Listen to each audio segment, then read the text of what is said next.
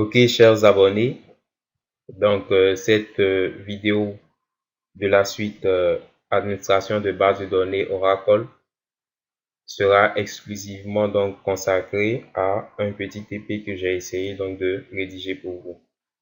Vous avez ici l'énoncé, donc je vous laisse le temps de pouvoir prendre note de chacune des questions et vous-même essayer donc de trouver le résultat, puis par la suite je vais essayer, sinon on va essayer ensemble donc de traiter ce petit TP là.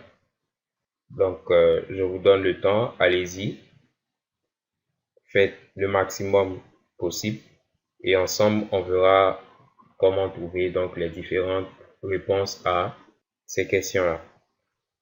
Donc à cette étape de la vidéo, vous pouvez appuyer sur pause, essayer de traiter et ensuite revenir. Voilà, donc nous allons commencer. On vient ici dans notre SQL Developer.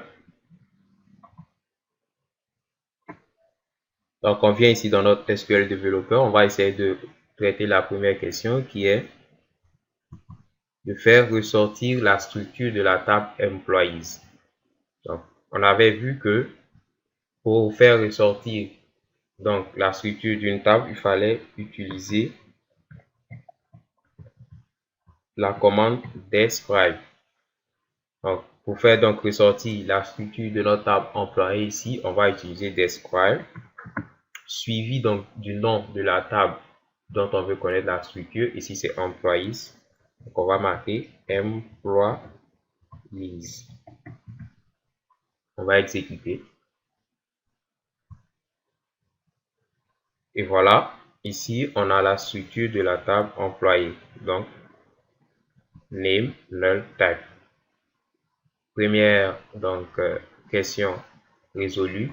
Ensuite, deuxième question, donner la liste de tous les employés. Donc, on avait vu que pour sélectionner quelque chose dans notre table employé, il fallait utiliser la clause select. Et vu que ici, on veut avoir la liste pas d'une seule colonne, mais de tous les employés ainsi que tous les champs, puisque là, on voit bien que on nous a pas donné de colonne particulière à faire ressortir. On a juste dit la liste de tous les employés. Donc nous allons ramener tous les champs de notre table employée. Pour ce faire, on va faire select donc star from de notre table employees.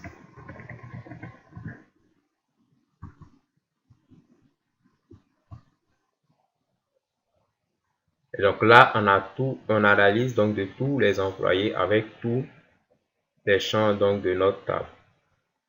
Deuxième question résolue. La troisième question, on nous dit afficher la liste de tous les départements. Donc, on va faire ressortir la liste de tous les départements. On vient dans SQL Developer, on voit ici qu'il y a une colonne donc Department ID.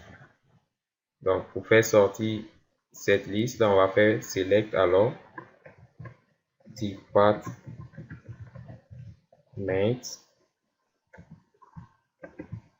ID from employees. On va exécuter. Alors, on voit ici, Department ID, voici les différents départements, 50, 50, 10, 20.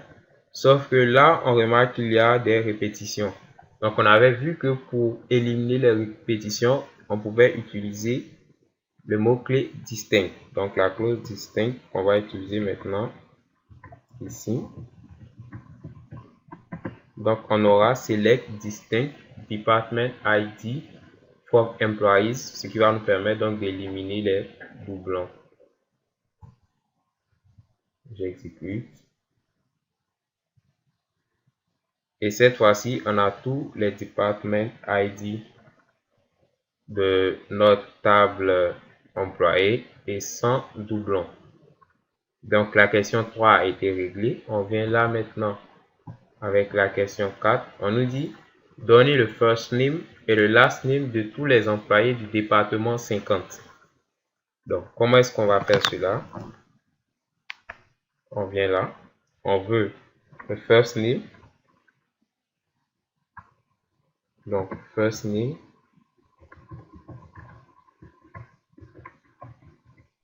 On veut aussi le last name. Donc, de tous les employés du département 50. Donc, on va faire form employees. Sauf que si on laisse comme ça, on aura le first name et le last name de tous les employés. Alors que nous, on nous a imposé une condition qui est que les employés dont on aura le first name et le last name doivent obligatoirement provenir du département 50. Donc, on va ajouter cette condition avec la clause where qu'on avait vue. Donc, select first name, last name from employees where. Donc, notre champ c'est department ID.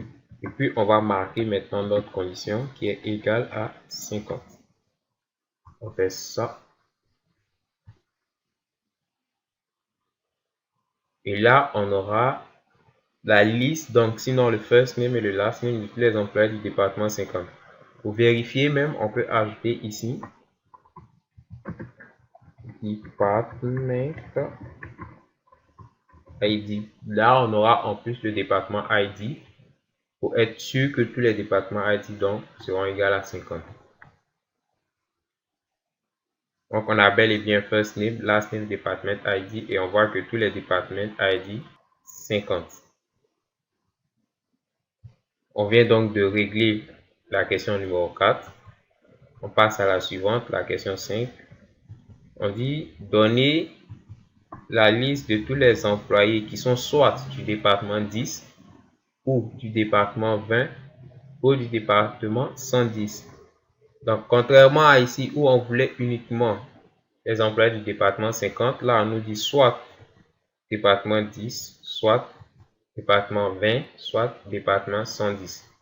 Donc, comment est-ce qu'on peut le faire? On vient là, on va faire select star from employees. Puis on vient là pour marquer notre condition pour dire que on veut des employés uniquement du département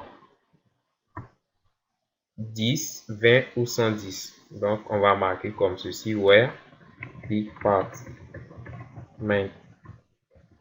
ID.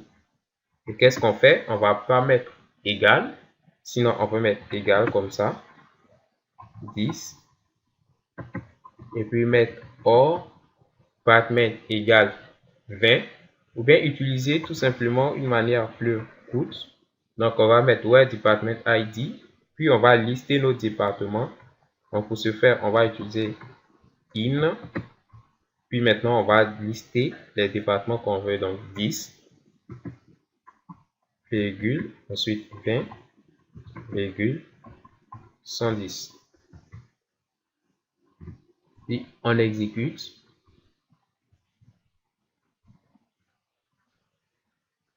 Donc, on voit qu'on a les employés, la liste de tous les employés, donc du département 10, département 20 ou du département 110. On vient là cette fois-ci. Pour la question 6, on y dit donner la liste de tous les employés dont le first name contient le caractère A. Donc, on veut tous les employés dont dans le first name, il y a le caractère A qui apparaît au moins une fois. Comment on peut transmettre cela, sinon transcrire cela en langage SQL? On va faire select star from employees.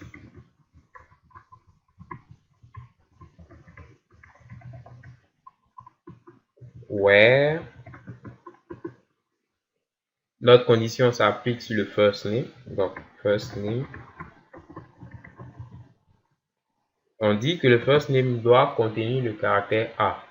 Pour cela, on va utiliser like. Donc, le first name doit être comme ce qui suit. Puis on marque ça. On va mettre pourcentage. On va mettre ensuite A. Après cela, on va mettre pourcentage. Ensuite, on va fermer comme ceci. Ce qui veut dire que where first name, donc le first name doit être comme ceci. Pourcentage pour dire une chaîne de caractères indépendante, donc il peut avoir n'importe quelle chaîne de caractères devant. Ensuite, à la fin aussi, il peut avoir n'importe quelle chaîne de caractères, sauf que à l'intérieur, donc au milieu, on doit avoir forcément A. Ici, le pourcentage qui est devant, pour nous dire n'importe quelle chaîne de caractères, peut aussi signifier absence de chaîne de caractères. Donc, quand on marque pourcentage comme ça veut dire que ce qui est devant ne nous préoccupe donc pas. Donc, ça peut être